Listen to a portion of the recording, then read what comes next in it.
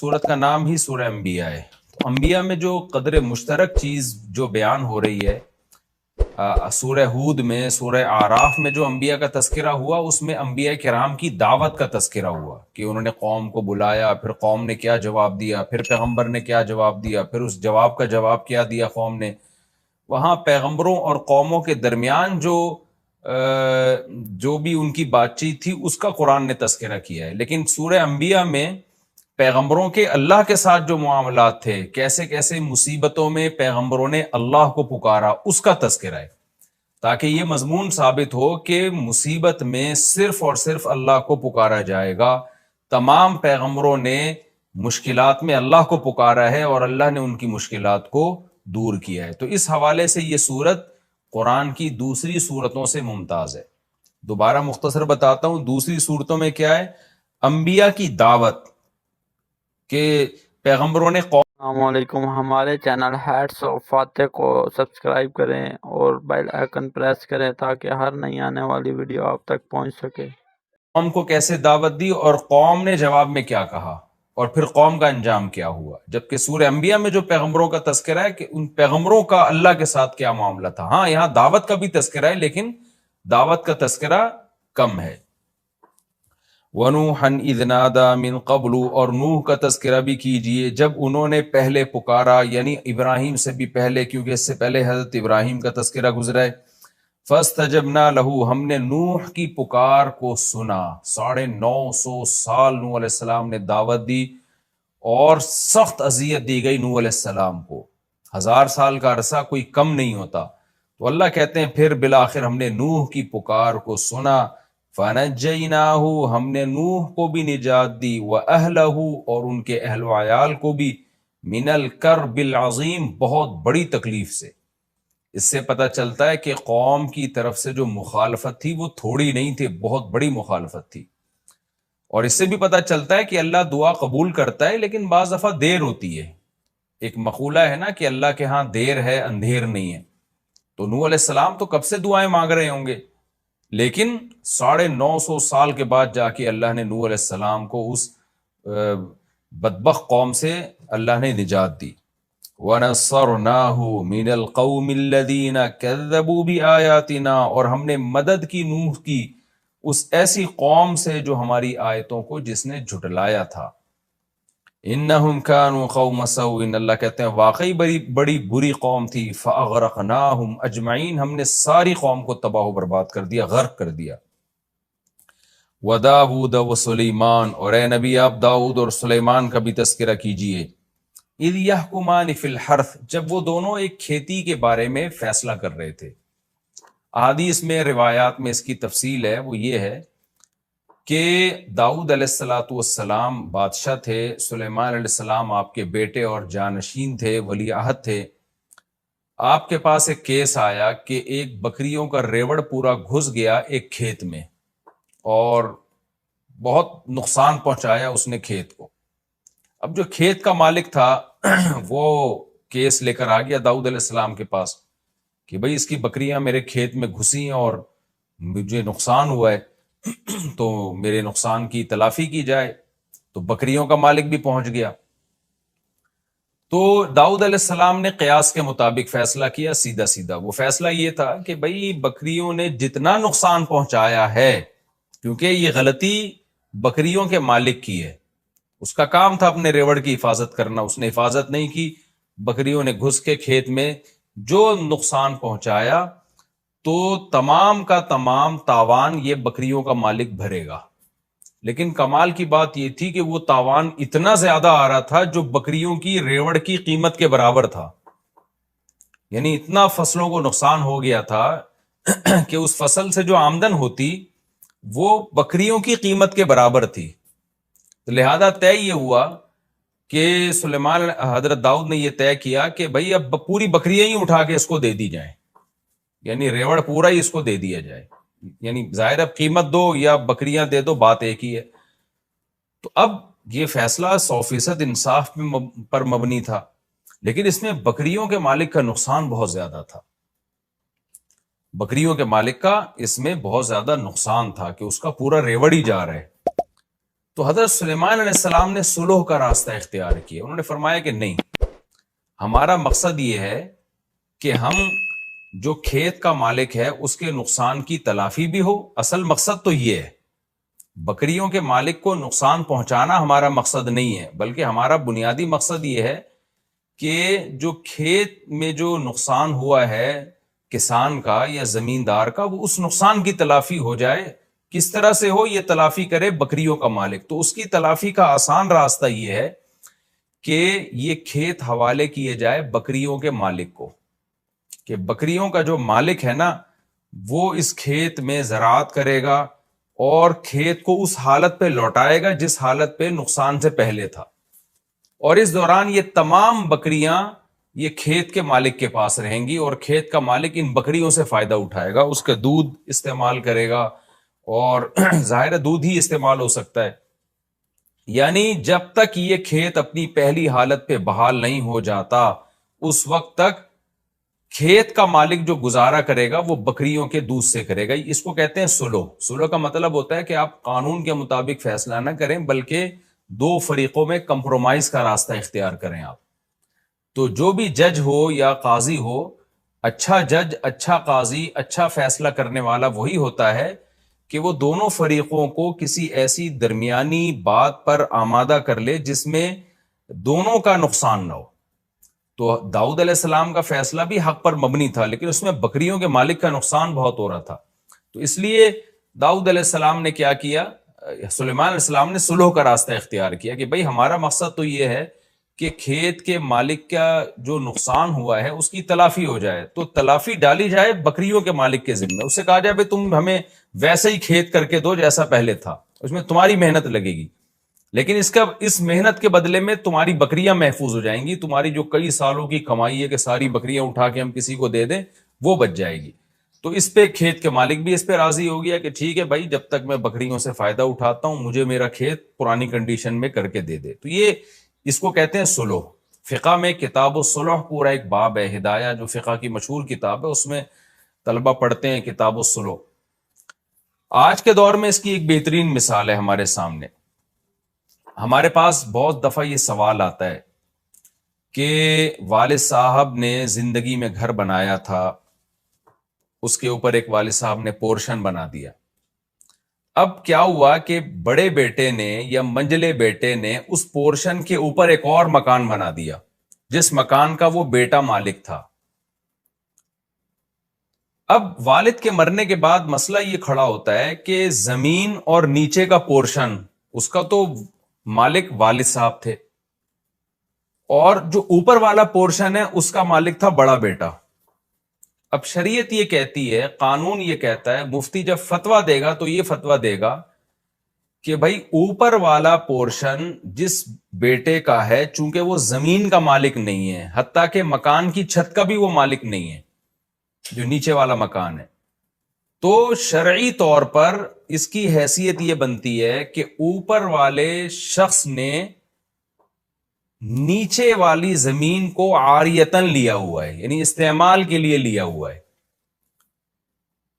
بھائی میں آپ کو اپنی بائک دیتا ہوں استعمال کے لیے، میں آپ کو اپنی گاڑی دیتا ہوں استعمال کے لیے، تو جو اپنی کوئی بھی چیز استعمال کے لیے کسی کو دیتا ہے اسے ہر وقت حق ہوتا ہے کہ وہ اپنی چیز واپس لے لے، چاہے وہ 100 سال کے لیے بھی دے، لیکن عاریتن دیا ہے نا تو حق ہے. میں آپ کو اپنی گاڑی دیتا ہوں استعمال کے لیے، بائک دیتا ہوں، میں کہتا ہوں جی میں نے آپ کو 20 سال کے لیے دی ہے، لیکن کل میرا دماغ گھوم جاتا ہے، میں کہتا ہوں جی واپس کرو، مجھے نہیں. یہ تو کیونکہ ایک تبرع ہے نا، احسان ہے، تو جب چاہیں آپ اپنی زمین واپس لے لیں، اپنی گاڑی واپس لے لیں. تو جیسے آپ کسی کو سواری کے لیے اپنی گاڑی دیتے ہیں تو عاریتن آپ کسی کو اپنی زمین بھی دے سکتے ہیں کہ بھئی یہ میری زمین ہے، اس پہ چاہو اپنا گھر بنا لو. اب کسی شخص نے آپ کی زمین پہ اپنا گھر بنا لیا تو آپ کو شریعت ہر وقت یہ حق دیتی ہے کہ آپ کسی بھی وقت اس سے کہہ سکتے ہو مجھے اپنی زمین چاہیے اور یہ مکان خالی، یعنی گھر توڑ کے لے جاؤ، اپنا ملبہ اٹھاؤ یہاں سے. یہ شرعی طور پہ حق ہے. تو جب بھی آپ کسی کے گھر پہ اپنا گھر بناتے ہیں تو خوب سمجھ لیں، جو نیچے کا جس کا پورشن ہے، جس کے پاس لینڈ ہے، جس کے پاس زمین ہے، اس کو یہ حق ہے کہ وہ کسی بھی ٹائم پہ آپ کو کہہ سکتا ہے کہ یہ مکان اوپر توڑ تاڑ کے لے جاؤ، میری زمین اور میری چھت مجھے خالی کر کے دو. یہ شرعی طور پر اس کو حق ہے. اب جب وراثت میں ہمارے پاس اس طرح کا مسئلہ آتا ہے تو ہم جواب لکھتے ہیں، وہ یہی اکثر مفتیان کرام جواب لکھتے ہیں کہ بھئی یہ جو اوپر والا جس نے پورشن بنایا ہے نا، اب نیچے والے وارثین اگر چاہتے ہیں کہ وہ یہ آرڈر دے دیں اوپر والے کو کہ بھئی یہ ہماری چھت خالی کرو اور یہ تم نے جو بنایا تھا یہ توڑ کے واپس لے جاؤ، تو ان کو یہ حق ہے۔ لیکن آپ کو پتہ ہے اس میں اوپر والے کا نقصان بہت ہے، اس نے لاکھوں روپے لگا کے ایک فلیٹ بنایا اور فتویٰ یہ دیا جا رہا ہے کہ جی توڑ کے لے جاؤ۔ تو پھر مفتی سلو کا راستہ یہ ایسی صورت میں اختیار کرتا ہے، جو ہم کرتے رہتے ہیں، لوگوں کو بتاتے رہتے ہیں کہ بھئی دیکھو، بجائے اس کے کہ آپ جس بھائی نے اوپر کا پورشن بنایا تھا اب اس کو توڑنے کا آرڈر دیا جائے گا، آرڈر دیں گے تو اس کو توڑنا پڑے گا، لیکن اس میں اس کا نقصان بہت ہے، تو ہم کوئی ایسی صورت اختیار کر لیتے ہیں جس میں اس کا بھی نقصان نہ ہو اور نیچے والوں کا بھی نقصان نہ ہو، تو اس میں پھر سلو کا راستہ اختیار کیا جاتا ہے۔ پھر یہ کہا جاتا ہے بھائی یہ دیکھا جائے کہ اوپر والے گھر اگر نہ ہوتا تو اس پورے مکان کی قیمت کیا ہوتی، اوپر والا گھر بننے کی وجہ سے اس پورشن کی قیمت کیا یعنی اس پورے مکان کی قیمت میں کتنا اضافہ ہوا ہے۔ تو آپ ایسا کریں کہ اوپر والے بھائی کو وہ قیمت دے کے وہ مکان اس سے لے لیں آپ، اور وہ وراثت میں اس کو شامل کر لیں۔ تو یہ بھی سلوح کا راستہ ہے، اس میں نہ اوپر والے کو نقصان ہوا نہ نیچے والے کو نقصان ہوا، اور توڑنے میں تو سب کا نقصان ہے۔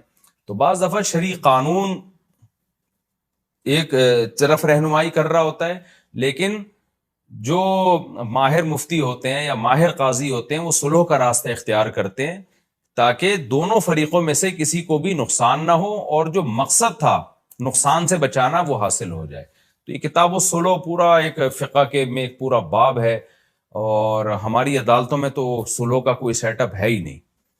میرے پاس ایک دفعہ کیس آیا، مجھے یاد ہے کہ 2 شخص کا جھگڑا تھا، لاکھوں روپے کا ان کا مسئلہ چل رہا تھا، تو مجھے پتا تھا کہ اس میں جب ایک کے حق میں فیصلہ کیا جائے گا تو دوسرے کو بہت شدید نقصان ہوگا اس میں، تو وہاں اکثر ہم بھی سلوح کا راستہ اختیار کرتے ہیں کہ بھئی کچھ لو کی پالیسی اختیار کر کے اس پھڈے کو ختم کرو۔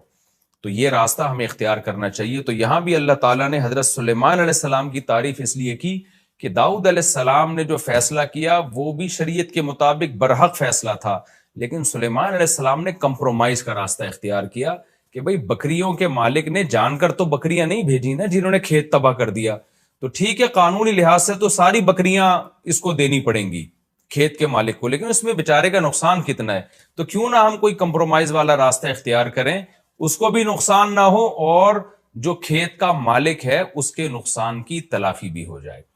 تو آج بھی بہت سے لوگوں کو نا بس وہ ٹو دا پوائنٹ بات کرنے کی عادت ہوتی ہے، اور وہ ایسے فیصلے کرتے ہیں کہ وہ سوسائٹی میں اس فیصلے کو لوگ قبول نہیں کرتے۔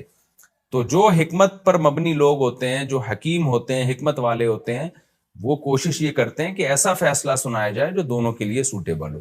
تو قرآن نے یہی بتایا کہ وَدَاوُودَ وَسُلَيْمَانَ، اور داؤد اور سلیمان کا بھی تذکرہ کیجئے، اِذْ يَحْكُمَانِ فِي الْحَرْثِ، جب دونوں ایک کھیتی کے بارے میں فیصلہ کر رہے تھے، اِذْ نَفَشَتْ فِيهِ غَنَمُ الْقَوْمِ، جب قوم کی بکریاں اس میں، یعنی قوم سے مراد لوگوں کی بکریاں، کوئی خاص فرد تھا وہ مراد ہے، یعنی وہ ایک قوم ہی کا فرد تھا نا، وہ ان کی بکریوں کا ریوڑ اس میں گھس گیا، وَكُنَّا لِحُكْمِهِمْ شَاهِدِينَ، اور ہم سلیمان اور داؤد کے فیصلے کو دیکھ رہے تھے کون اس میں کیا فیصلہ کرتا ہے۔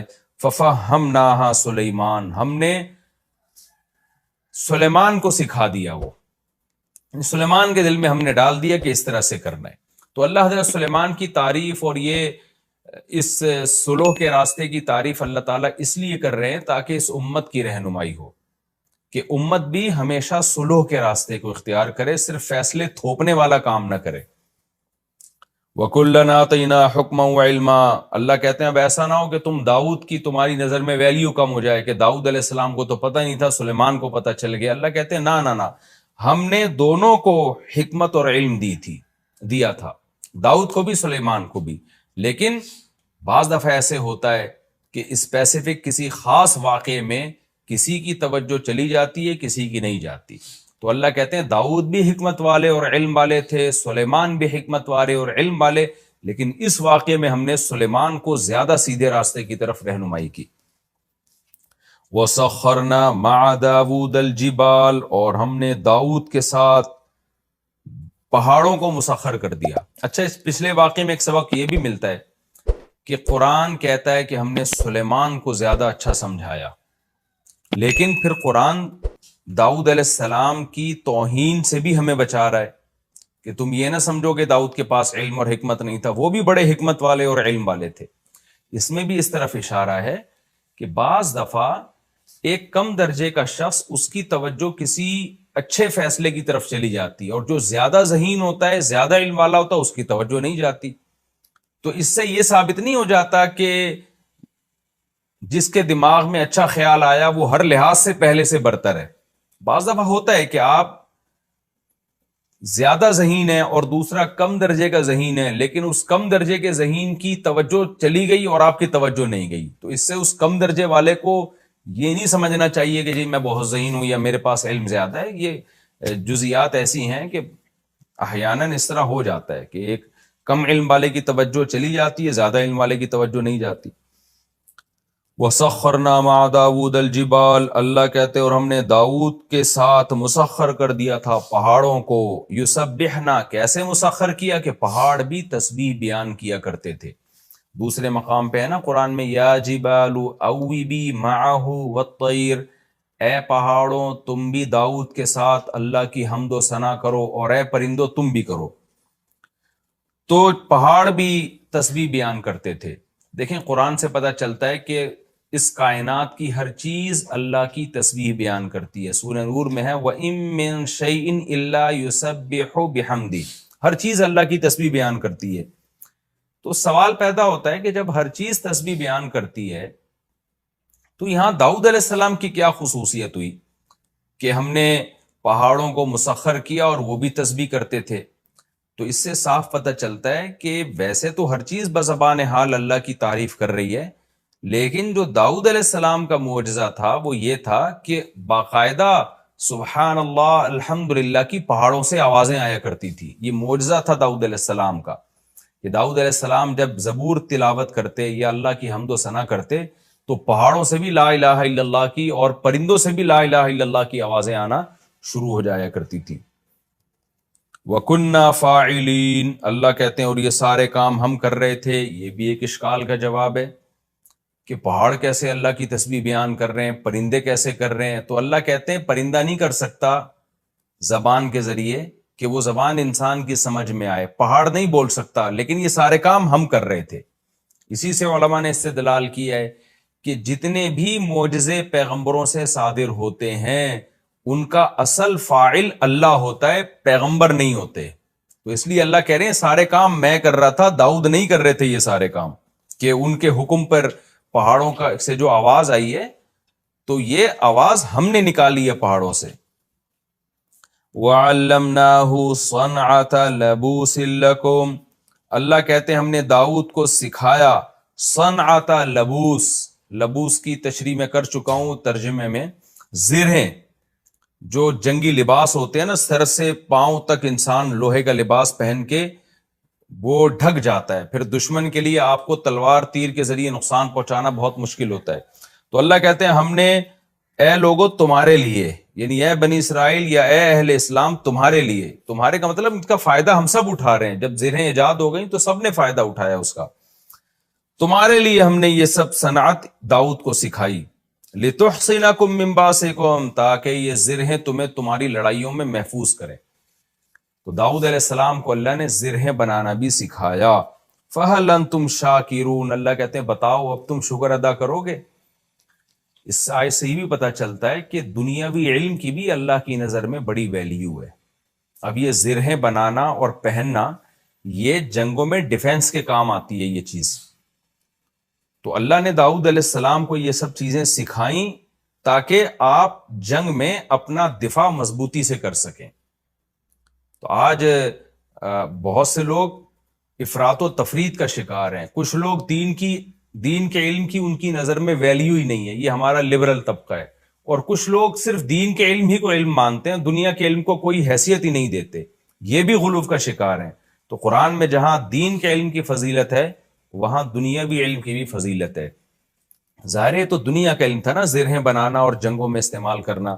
تو تو جو بھی قوم اپنے ڈیفنس کے لیے محنت کرتی ہے، کوشش کرتی ہے، ٹیکنالوجی میں ترقی کرتی ہے، اس زمانے کی یہ ٹیکنالوجی ہی تھی، کیونکہ قرآن میں دوسرے مقام پر آتا ہے وقدر فی السرد، ہم نے لڑیاں جوڑنا سکھائیں داؤد علیہ السلام، کیونکہ یہ ایسے ہی دیسی طریقے سے نہیں ہوتا کہ جی ایک پلیٹ لا کے ادھر ویلڈنگ کر دی، ادھر ویلڈنگ کر کے آپ نے ایک خول چڑھا لی اپنے اوپر، بازو ہیں آپ کے، جوائنٹس ہیں آپ کے، اس کو موو کرنا ہے، یہ تو قدر فی السردی، اللہ کہتے ہیں ہم نے ان کو لڑیوں کو جوڑنا سکھایا داؤد علیہ السلام کو، تو اس طرح سے انہوں نے زرہیں بنائی تاکہ جنگوں میں ہمارے کام آئے۔ آگے اللہ فرماتے ہیں ولی سلیمان الریح، اور ہم نے سلیمان کے لیے ہوا کو مسخر کر دیا، عاصفتن، بڑی طوفانی ہوا تھی۔ اچھا، قرآن میں ایک جگہ آتا ہے کہ رخان، نرم ہوا تھی، اور ایک جگہ آتا ہے تیز ہوا تھی، عاصفہ تیز ہوا۔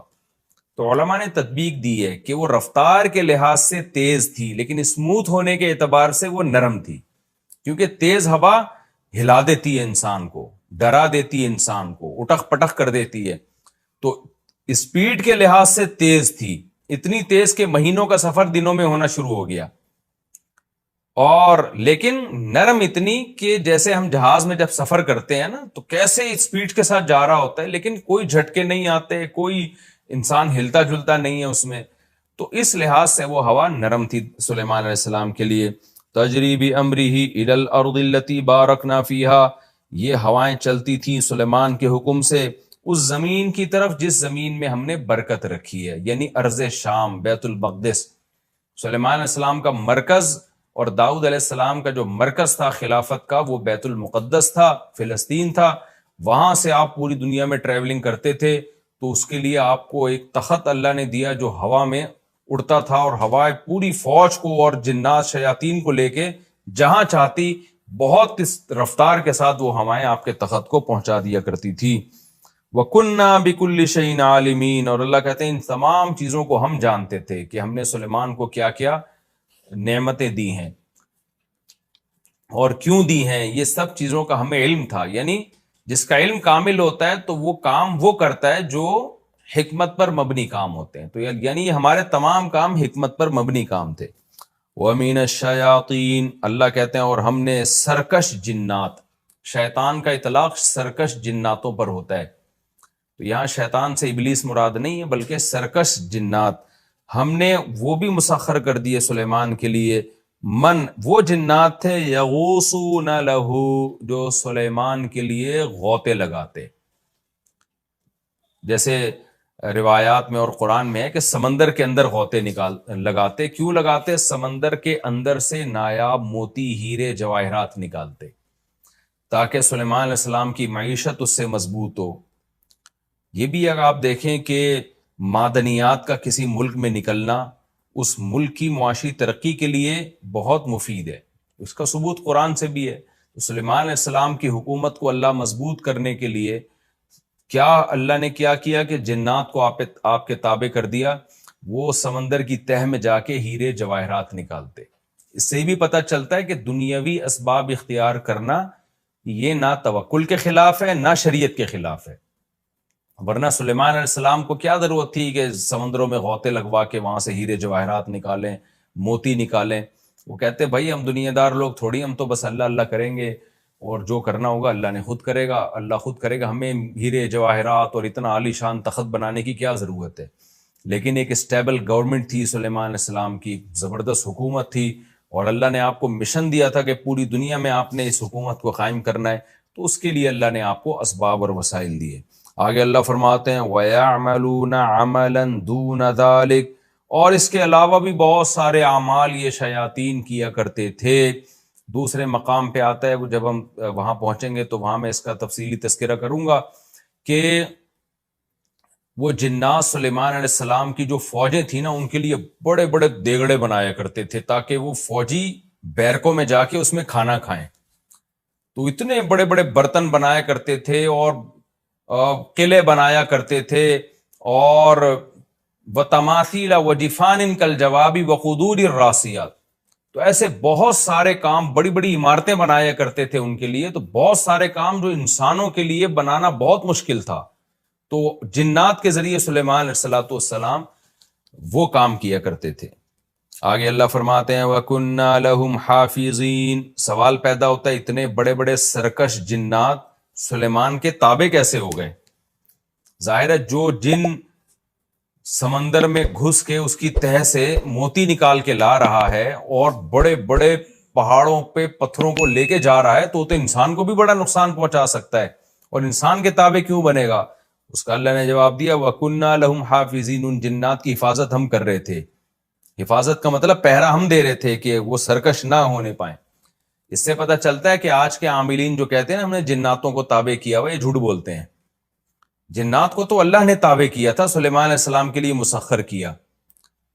تو تبھی تو قرآن اشکال کا جواب دے رہا ہے کہ اتنے پاورفل جنات انسان کے فرما بردار کیسے بن گئے؟ تو اللہ کہتے ہیں وہ خود تھوڑی بنے، کننا لہم حافظین، ہم حفاظت کر رہے تھے ان کی، ہم نے ان کو ہلنے نہیں دیا، سلیمان کا روب ان کے اوپر ڈال دیا. تو آج کے عامل نہ تو سلیمان علیہ السلام ہیں، نہ یہ اتنے پاورفل ہیں کہ یہ جنات کو اپنے قابو میں لیں. حقیقت یہ ہے کہ جنات نے ان کو اپنے قابو میں لیا ہوا ہوتا ہے اور پھر ان سے الٹے الٹے کام جنات کروا رہے ہوتے ہیں. وَأَيُّوبَ إِذْ نَادَىٰ رَبَّهُ. اللہ کہتے ہیں ایوب کا بھی تذکرہ کیجئے، ان کی بھی پکار ہم نے سنی. اِذْ نَادَىٰ رَبَّهُ، جب انہوں نے اپنے رب کو پکارا، اَنِّي مَسَّنِيَ الضُّرُّ، اے اللہ مجھے بیماری پہنچی ہے، وَأَنْتَ أَرْحَمُ الرَّاحِمِينَ، تو رحم کرنے والوں میں سب سے زیادہ رحم کرنے والا ہے. دیکھیں ایوب علیہ السلام کئی سال کسی خطرناک اور تکلیف دہ بیماری میں پڑے رہے. وہ بیماری کیا تھی اس کا ہمیں حدیث میں تذکرہ نہیں ملتا، جو بھی تھی لیکن تکلیف دہ بیماری تھی. اسی بیماری میں کہا جاتا ہے کہ ایک وبا پھیلی جس میں ایوب علیہ السلام کے اہل و عیال کا بھی انتقال ہو گیا. آپ کو اللہ نے خوب اولاد دی تھی، ساری اولاد اسی وبا میں، یا تو وبا تھی کہ سارے اہل خانہ اس کی لپیٹ میں آئے، یا وبا نہیں تھی، ویسے ہی کوئی بیماری کی وجہ سے سارے اہل و عیال کا انتقال ہو گیا. صرف آپ کی ایک زوجہ بچی تھی جنہوں نے آپ کی بڑی خدمت کی. جیسے کہ سورہ سعد میں آتا ہے کہ حضرت ایوب حدیث میں بھی اس کی تفصیل ہے کہ ایوب علیہ السلام کی زوجہ نے بہت صبر کیا اپنے شوہر کی بیماری پہ، کئی سال اپنے شوہر کی خدمت کرتی رہیں. لیکن ایوب علیہ السلام چونکہ اتنا عرصہ بیمار تھے، جب انسان بیمار ہوتا ہے اس کی طبیعت میں تھوڑا سا چڑچڑا پن پیدا ہو جاتا ہے. تو ان کی زوجہ سے ایک دن آپ کی خدمت میں کچھ کوتاہی ہوئی. حضرت ایوب علیہ السلام کو غصہ آیا، آپ نے فرمایا میں ٹھیک ہو گیا تو تجھے 100 کوڑے ماروں گا میں. لیکن بعد میں آپ کو ندامت ہوئی کہ بھئی یہ میری بیوی تو بڑی نیک ہے، اس نے بیماری میں اتنی خدمت کی ہے. جب ٹھیک ہو گئے نا تو اب پریشان کہ اللہ میں تو اپنی قسم اور پیغمبر قسم کے بھی کبھی بڑا خیال کرتے ہیں کہ میں کیسے اس خدمت گزار بیوی کو جو ہے 100 کوڑے ماروں. اب اپنی قسم کو دیکھتے اور اپنی بیوی کو دیکھتے تو اللہ نے آپ کو ہیلا بتایا، وَخُذْ بِيَدِكَ ضِغْثًا فَاضْرِبْ بِهِ وَلَا تَحْنَثْ. اے ایوب تو اپنی زبان کی بھی لاج رکھ، قسم بھی پوری کر لے. اور ہم قسم پوری کرنے کا طریقہ بتاتے ہیں کہ ایک جھاڑو لے جس میں 100 تنکے ہوں، ایک ہی دفعہ بیگم کو مار دے بس. تو بیگم کو بھی پتا ہو کہ بھئی اللہ نے ہیلا بتایا تاکہ قسم میں بری ہو جائے. تو ایوب علیہ السلام نے ایسے ہی کیا. تو اللہ نے حضرت ایوب علیہ السلام کی زوجہ کی بھی رعایت کی اور ایوب علیہ السلام کی بھی رعایت کی. باقی سارا خاندان حضرت ایوب علیہ السلام کا وفات پا گیا. تو آپ کو تنہائی محسوس ہوتی تھی، لیکن اس طویل بیماری میں اور ان تنہائی کے ایام میں اولاد جب آپ سے چھین لی گئی، سب کی موت واقع ہو گئی، تو ایوب علیہ السلام صبر کرتے رہے. تو قرآن نے ایوب علیہ السلام کے بارے میں فرمایا انا وجدناہ صابرا، ہم نے بڑا صبر والا پایا. آج تھوڑی سی پریشانی آتی ہے، خودکشی کی باتیں، منہ سے غلط باتیں. ایوب علیہ السلام کی ساری اولاد کا انتقال ہو گیا اور تنہا ہو گئے، صرف ایک زوجہ بچی تھی جو خدمت کرتی تھی اور طویل عرصہ بیماری میں. تو قرآن کہتا ہے پھر ایوب نے ہمیں پکارا، انی مسنی الضر، اے اللہ مجھے بہت مصیبت پہنچ چکی ہے. یعنی پیغمبر کا بھی صبر ایک انتہا کو پہنچتا ہے اور اللہ بھی اتنا آزماتا ہے. اے اللہ میں بہت مشکل میں ہوں. وَأَنْتَ أَرْحَمُ الرَّاحِمِينَ، تو رحم کرنے والوں میں سب سے زیادہ رحم کرنے والا، یعنی تو مجھ پہ ترس کھا. دیکھیں دعائیں تو ایوب علیہ السلام اس وقت سے ہی مانگ رہے ہوں گے نا جب سے بیمار ہیں. پیغمبر تو دعائیں مانگنے میں بخل تھوڑی کرتے ہیں، لیکن یہ وہ دعا ہے جو بہت ہی عاجزی کے ساتھ نکلی. مسنی الضر، بیماری کا لفظ نہیں کہا کہ مجھے بیماری پہنچی ہے، مطلب مصیبت پہنچی ہے مجھے بہت زیادہ، اور تو مجھ پر رحم کر۔ تو اللہ کہتے ہیں فاستجبنا لہ، ہم نے ان کی دعا کو قبول کیا۔ اللہ چاہتے پہلے دن قبول کر لیتے، لیکن اللہ اپنے نیک بندوں کو بعض دفعہ طویل آزمائش میں ڈالتے ہیں، اور پھر اللہ ان کی دعاؤں سے اس آزمائش کو دور کرتے ہیں۔ اللہ فرماتے ہیں فاستجبنا لہ، ہم نے ایوب کی دعا کو قبول کیا، فکشفنا ما بہ من ضر، جو مصیبت ان کو پہنچی تھی وہ ہم نے ان سے دور کر دی۔ کشف کا معنی جیسے بادل چھٹ جاتے ہیں نا، تو کشف کا معنی ایسے کھول دینا۔ وَآتَيْنَاهُ أَهْلَهُ، اور ہم نے ان کو ان کا اہل لوٹا دیا، یعنی گھر والے لوٹا دیے۔ وَمِثْلَهُمْ مَعَهُمْ، اور ان گھر والوں جتنے اور زیادہ۔ اب اس کی دو تفسیریں کی گئی ہیں کہ اس آیت کا کیا مطلب ہے۔ ایک مطلب تو یہ بیان کیا گیا ہے کہ جو گھر والے ان کے انتقال کر گئے تھے، جو اولاد ان کی دنیا سے چلی گئی تھی، اللہ نے ان کو دوبارہ زندہ کر دیا اور اس جیسی مزید اولاد دے دی اللہ نے، یعنی آپ کی نسل میں اللہ نے ڈبل اضافہ کر دیا تاکہ اور آپ کا گھر آباد ہو جائے اور آپ کو اولاد مل جائے۔ تو یہ بھی مطلب بیان کیا گیا، لیکن زیادہ راجح مطلب دوسرا ہے، وہ یہ ہے کہ اللہ نے آپ کو، جو بچے مر گئے تھے ظاہر ہے وہ تو مر گئے، اللہ کا قاعدہ یہی ہے کہ جو موت جس کو آ جاتی ہے اللہ دوبارہ زندہ نہیں کرتے، لیکن ایوب علیہ السلام کی تنہائی دور کرنے کے لیے اللہ نے بہت جلدی آپ کو اتنی ہی اولاد اور دے دی، وَمِثْلَهُمْ مَعَهُمْ، اور ان جیسی مزید دے دی، یعنی پہلے جتنے آپ کی اولاد تھی اب اس سے ڈبل اولاد اللہ نے آپ کو دے دی۔ تو یہ بھی اللہ کی بہت بڑی نعمت۔ اس سے بھی آپ اندازہ لگائیں تو کہ اللہ تعالیٰ تو خاندان کے بڑے ہونے کو بہت بڑی نعمت قرار دے رہا ہے، اولاد کے دگنے ہونے کو اور زیادہ اولاد ہونے کو اتنی بڑی نعمت قرار دے رہا ہے کہ ایوب علیہ السلام کی اللہ نے ایسے پکار سنی کہ ان کے اہل چھین لیے تو اللہ نے اور زیادہ اولاد آپ کو دے دی۔ اور آج فیملی پلاننگ والے کیسا دماغ خراب کیا ہوا انسانوں کا، اور ہمارے پڑھا لکھا طبقہ کیسا فطرت کا باغی ہو گیا اور ان نعروں سے کتنا متاثر ہے، اور اپنے گھروں کو ان لوگوں نے نسل روک کے کیسا بے رونق کر دیا ہے۔ میں بار بار جب جاتا ہوں نا مالداروں کے گھروں میں، جب بھی میں جاتا ہوں مالداروں کے گھروں میں اور بڑے بڑے بنگلے دیکھتا ہوں اور دیکھتا ہوں ان کے ایک آدھ سے زیادہ بچہ نہیں ہے، تو مجھے بار بار یہ آیت یاد آتی ہے، نسوا اللہ فانساہم انفسہم، یہ اللہ کو بھول گئے، اللہ نے ان کو اپنے فائدے کی چیزیں بھلا دی، تو ان کے گھروں کی رونقیں ختم ہو گئی، محبتیں ختم ہو گئی نسل روک روک کے۔ بس ایک ہی چیز دماغ میں خناس بھر گیا ہے کہ پیسہ پیسہ پیسہ پیسہ پیسہ، نسل روکو تاکہ پیسہ بچاؤ ورنہ بھوکے مر جائیں گے۔ تو اس کا عذاب ان کے اوپر یہ آیا ہے کہ نہ ان کے داماد ہوتے ہیں، نہ ان کی بہویں ہوتی ہیں، نہ بڑھاپے میں ان کے پوتے نواسے ہوتے ہیں، بس ایک آدھ بچہ اور ہزار ہزار گز کے بنگلے اور دیواریں ان کو کھا رہی ہوتی ہیں۔ تو یہ اللہ نے کتنا بڑا فضل کیا کہ ہمیں اسلام کی نعمت دی اور ہمیں ہدایت دے دی تاکہ ہم ان مغرب کے ان زہریلے نعروں سے متاثر نہ ہو۔ یہ بڑے زہریلے نعرے ہیں جو بڑے میٹھے شیرے میں رکھ کے نا لالی پاپ ہمیں دی جا رہی ہے، اور یہ بتایا جا رہا ہے کہ یہ تمہارے فائدے کی چیزیں، حقیقت میں اس سے آپ کا خاندان تباہ ہو رہا ہے، آپ کی محبتیں تباہ ہو رہی ہیں۔ تو ایوب علیہ السلام کے پر اللہ نے کتنا بڑا احسان کیا۔ اللہ کہتے ہیں ہم نے مزید اولاد بھی دی اور اس سے جتنی تھی اس کا ڈبل کر کے دے دی ہم نے اولاد۔ آگے اللہ فرماتے ہیں وَآتَيْنَاهُ أَهْلَهُ وَمِثْلَهُمْ مَعَهُمْ رَحْمَةً مِّنْ عِنْدِنَا، یہ سب کام ہم نے اس لیے کہ اپنی طرف سے رحمت کرتے ہوئے، کیونکہ ایوب نے کہا تھا اے اللہ تو ارحم الراحمین ہے۔ تو ایک عام شخص جب رحم کرتا ہے تو زیادہ زیادہ وہ رحم یہ کرتا ہے کہ تکلیف دور کر دے گا آپ کو، لیکن اللہ جب رحم کرتا ہے تو صرف تکلیف دور نہیں کرتا بلکہ اس مزید نعمتیں دے کے اس کی تلافی بھی کر دیتا ہے۔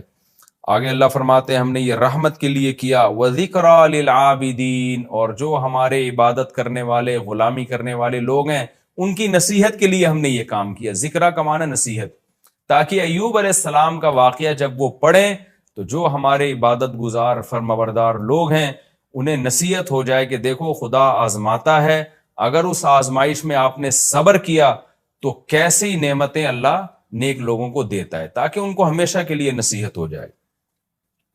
آگے اللہ فرماتے ہیں وَإِسْمَاعِيلَ وَإِدْرِيسَ وَذَا الْكِفْلِ، اور آپ اسماعیل، ادریس اور ذوالکفل کا بھی تذکرہ کیجیے۔ حضرت ذوالکفل کے بارے میں صحیح احادیث میں ہمیں زیادہ معلومات نہیں ملتی، بس اتنا ہے کہ قرآن کے سیاق و سباق سے پتہ چلتا ہے کہ یہ بھی کوئی پیغمبر تھے۔ کل من الصابرین، اللہ فرماتے ہیں سب صبر کرنے والے تھے۔ اسماعیل علیہ السلام کا صبر تو مشہور ہے کہ کیسے ان کی گردن پہ چھری رکھی، انہوں نے کہا صبر کروں گا میں۔ ادریس علیہ السلام بھی صبر والے پیغمبر تھے، اس کی تفصیل ہمیں نہیں ملتی احادیث اور قرآن میں۔ اور ذوالکفل بھی صبر والے پیغمبر تھے، کیا صبر کیا ہمیں نہیں ملتا، لیکن اتنی بات ہے کہ ان سب نے صبر کیا۔ اللہ فرماتے ہیں کل من الصابرین، یہ سب صبر کرنے والے لوگ تھے۔ وَأَدْخَلْنَاهُمْ فِي رَحْمَتِنَا، ان سب کو ہم نے اپنی رحمت میں داخل کیا۔ انہم من الصالحین، یہ سب کے سب نیک لوگوں میں سے تھے۔ وَذَنُّونِ، اچھا اللہ حضرت یونس کا تذکرہ ان سے الگ کر رہے ہیں، کیونکہ ان سے ایک ایسا کام ہوا جو بظاہر بے صبری کا تھا، اس لیے اللہ نے ان کا الگ تذکرہ کیا۔ وہ کیا تذکرہ ہے کہ یونس علیہ السلام جب اپنی قوم کی تبلیغ کرتے کرتے تھک گئے اور ان کو لگا کہ اب اس قوم پر اللہ کا عذاب آئے گا تو کہیں میں بھی عذاب میں نہ پکڑا جاؤں، تو حضرت یونس علیہ السلام اللہ سے پرمیشن لیے بغیر قوم کو چھوڑ کے چلے گئے۔ اللہ تعالیٰ کو اس بات پہ ناراضی ہوئی کہ میرے پیغمبر نے مجھ سے پوچھے بغیر قوم کو کیوں چھوڑ دیا، کیونکہ اللہ کے علم میں یہ بات تھی کہ جب اس قوم پر عذاب آنے لگے گا نا تو یہ عام قوموں کی طرح اترائے گی نہیں۔ دیکھیں قوم عاد، قوم سمود اور دوسری قوموں پہ جب عذاب آیا تو عذاب دیکھ کے بھی مذاق اڑاتے تھے وہ۔ ہادہ عارض ممطرنا، پیغمبر نے کہا کہ بھئی یہ بادل آ رہے ہیں پتھر برسیں گے، تو انہوں نے کہا نہیں بادل جب آتے ہیں بارش برستی ہے، پتھر نہیں برستے۔ پھر پیغمبر کہہ رہے ہیں کہ یہ وہ عذاب ہے جس کی تم جلدی کرتے تھے، تو پھر بھی قوم عاد اور قوم سمود کو عبرت نہیں ہوئی۔ لیکن یونس علیہ السلام کی قوم وہ خوش قسمت قوم تھی کہ جب انہوں نے عذاب آتا دیکھا نا بادل تو وہ ڈر گئے، ان کو لگا کہ بھئی یہ خدا کا عذاب ہے۔ یونس علیہ السلام نے کہا تھا اور وہ ہم علاقہ بھی چھوڑ کے چلے گئے، اب تو واقعی عذاب آ رہا ہے، تو فوراً وہ توبہ کرنے لگے، پوری قوم گڑ گڑانے لگی۔ تو اللہ کے علم میں چونکہ یہ بات پہلے سے تھی کہ یہ قوم ہدایت پا جائے گی، ایمان لے آئے گی، تو اس لیے اللہ تعالیٰ کو یونس علیہ السلام کا قوم کو ایسے چھوڑ کے جانا پسند نہیں آیا۔ لیکن یونس علیہ السلام کا مقصد خدا کی نافرمانی نہیں تھی، یونس علیہ السلام پر اللہ کے خوف کا غلبہ تھا، اللہ کی خشیت کا غلبہ تھا۔ حالانکہ آپ کو پتا تھا کہ اللہ پیغمبروں کو عذاب نہیں دیتا، لیکن اللہ کا خوف، اللہ کا جلال، اللہ کا عذاب ایسی چیز ہے کہ پیغمبر، جیسے حدیث میں آتا ہے نا جب ذرا سی بارش تیز یعنی بادل آتے، ہوائیں چلتی، ہمارے نبی پر ایک خوف طاری ہو جایا کرتا تھا۔ تو یونس علیہ السلام کا بھی معاملہ ایسے ہوا۔ وَذَنُّونِ، اللہ فرماتے ہیں نون والے مچھلی والے کا بھی تذکرہ کریں۔ اِذ ذَهَبَ مُغَاضِبًا، جب وہ غضبناک ہو کے گیا، کس سے غضبناک ہوا؟ قوم سے۔ فَظَنَّ، اور وہ یہ سمجھ بیٹھا، أَلَّن نَقْدِرَ عَلَيْهِ، کہ ہمیں یونس پر قدرت ہی نہیں ہے۔ دیکھیں یہ قرآن کی بلاغت ہے، یہاں لفظی ترجمہ تو یہ ہوگا کہ یونس یہ سمجھے کہ ہمیں اللہ کو ان پر قدرت ہی نہیں ہے، حالانکہ پیغمبر یہ سمجھ ہی نہیں سکتے نا، تو یہ بلاغت ہے، یہ ہم عام محاوروں میں بھی استعمال کرتے ہیں کہ جب کوئی شخص یہ سمجھتا ہے نا کہ فلاں مجھے عذاب ہی نہیں دے گا، تکلیف ہی نہیں دے گا، تو ہم کہتے ہیں کہ یہ سمجھتا ہے کہ گویا اس کو اس پہ قدرت ہی نہیں ہے۔ تو اس سے مقصد یہ نہیں ہوتا کہ قدرت نہیں ہے، مقصد یہ ہوتا ہے جس کو قدرت ہوتی ہے تو وہ سزا بھی دیتا ہے، تو جس کو قدرت نہیں ہوتی وہ سزا نہیں دیتا۔ تو اصل مقصد قرآن کے بیان کرنے کا یہ ہے کہ یونس علیہ السلام یہ سمجھے کہ اللہ آپ کو اس غلطی پہ، اس مسٹیک پہ سزا نہیں دے گا، تو اس کو قرآن نے بلاغتاً یوں تعبیر کیا کہ یونس یہ سمجھے کہ اللہ کو آپ پر قدرت ہی نہیں ہے، تو یہ بلاغت ہے۔ بلاغت کہتے ہیں کہ کون الکلام مطابقا لمقتضی الحال، یعنی جو حالت تقاضا کر رہی ہے نا کلام بالکل اس کے مطابق لے کر آنا، تو اس میں بعض دفعہ ایسا کلام لایا جاتا ہے جس سے حقیقت مراد نہیں ہوتی، مجاز مراد ہوتا ہے۔ اس کی بہت ساری مثالیں ہمیں ملتی ہیں، ہم بات بات پہ کہتے ہیں میں تمہاری ٹانگیں توڑ دوں گا، میں تمہیں مار دوں گا، حالانکہ اس سے حقیقت مراد نہیں ہوتی۔ اور حدیث میں بھی یہ ملتا ہے، نبی صلی اللہ علیہ وسلم نے بعض دفعہ صحابی سے فرمایا ثقلت کا امک، تمہاری ماں تمہیں روئے، تم کیسا کام کر رہے ہو، یعنی تم گم ہو جاؤ اور تمہاری ماں تمہیں روئے۔ حالانکہ نبی کسی کو بد دعا نہیں دے سکتے کہ تم گم ہو جاؤ اور تمہاری ماں تمہیں یاد کر کر کے روئے، تو یہ محاورے ہوتے ہیں، اس سے حقیقت مراد نہیں ہوتی، یہاں ہر کلام میں ہوتے ہیں یہ. تو قرآن بھی چونکہ عربی زبان میں نازل ہوا تو وہی محاورے اس میں استعمال ہوئے جو عربی میں استعمال ہوتے تھے. تو قرآن کہتا ہے فَظَنَّ أَن لَّن نَّقْدِرَ عَلَيْهِ، یونس یہ سمجھے کہ ہمیں یونس پر قدرت ہی نہیں ہے اور ہماری پکڑ سے وہ بچ نکلیں گے، حالانکہ ایسا نہیں ہے. لیکن بچ نہ نکلے اور بالآخر مچھلی کے پیٹ میں چلے گئے. فَنَادَىٰ فِي الظُّلُمَاتِ، اندھیروں میں پھر یونس نے ہمیں پکارا. یونس علیہ السلام جب فرار ہوئے نا اور سمندر کے راستے کشتی میں بیٹھے تو آگے جا کے بھنور آیا اور کشتی ڈوبنے لگی. تو کشتی کے ملاح نے کہا کہ بھئی ایک شخص کو کشتی سے نکلنا پڑے گا تاکہ کشتی کا وزن ہلکا ہو، اور کوئی ایسا شخص ہے جو اپنے مالک کی پرمیشن کے بغیر آیا ہے. یونس علیہ السلام کو احساس ہو گیا کہ بھئی میں اللہ کی مرضی کے بغیر آیا ہوں تو یہ میرے ہی لیے ہوا ہے یہ سب کچھ. تو یونس علیہ السلام نے ارادہ کیا کہ وہ کشتی سے اتر جاتے ہیں، سمندر میں چھلانگ لگا لیتے ہیں. لیکن قوم نے کہا کہ نہیں، ہم قرآن اندازی کریں گے، اور قرآن اندازی میں حضرت یونس ہی کا نام آیا. تو یونس علیہ السلام کو کشتی سے، کیسی بڑی آزمائش آپ دیکھیں، سمندر کی موجوں میں کوئی چلا جائے تو کتنی بڑی آزمائش ہے. تو یونس علیہ السلام نے سمندر میں آپ میں چھلانگ لگائی، مچھلی منہ کھول کے کھڑی ہوئی تھی، مچھلی نے آپ کو نگل کے سمندر کی تہ میں لے گئی. اب قرآن کہتا ہے کئی اندھیروں میں اللہ نے یونس علیہ السلام کو وحی نہیں کی کہ اے یونس تو نے غلطی کی ہے، نہ نہ نہ، یونس علیہ السلام کو خود احساس ہو گیا.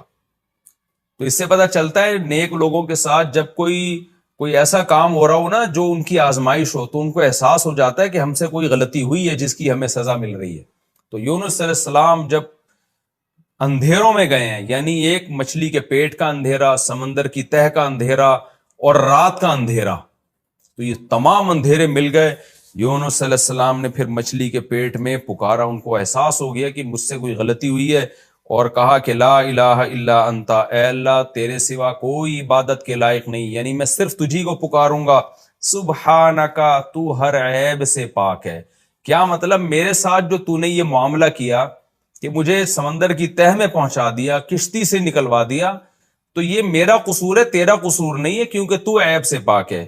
انی کنت من الظالمین، اور ظالم میں ہی ہوں. تو یہ بھی توبہ کا ایک طریقہ ہوتا ہے کہ اپنی غلطی کا اعتراف کر لینا. اللہ فرماتے ہیں فاستجبنا لہو،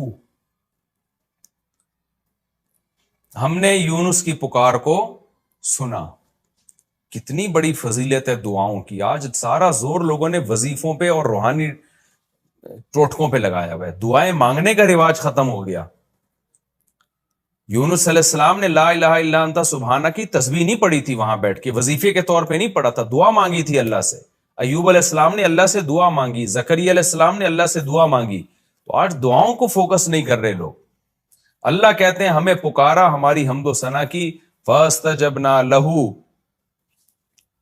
ہم نے یونس کی پکار کو قبول کیا. وَنَجَّيْنَاهُ مِنَ الْغَمِّ، اور جس غم میں یونس مبتلا تھے، کتنا بڑا غم، کیسا خواب، سمندر کے بیچ میں جائیں کیسا خوف ہوتا ہے. واللہ کہتے ہیں ہم نے یونس کو اس غم سے نجات دی.